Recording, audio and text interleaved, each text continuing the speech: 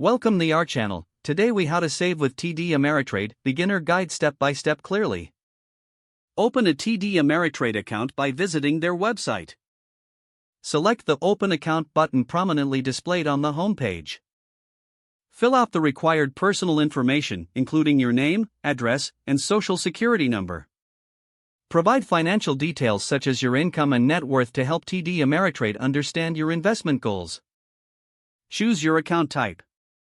Select between an individual brokerage account, a retirement account, or other options based on your needs.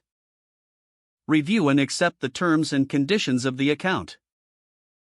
Submit your application and wait for confirmation. Once your account is approved, log into the TD Ameritrade platform. Familiarize yourself with the dashboard. Explore the different sections such as accounts, research, and trade. Set up a savings plan by determining your financial goals. Decide how much money you can afford to set aside for investments regularly. Consider using automatic transfers from your bank account to TD Ameritrade. This ensures that you consistently save a portion of your income. Research investment options within the platform.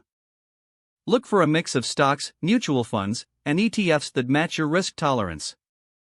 Use TD Ameritrade's research tools to analyze potential investments. Check stock performance, market trends, and expert recommendations.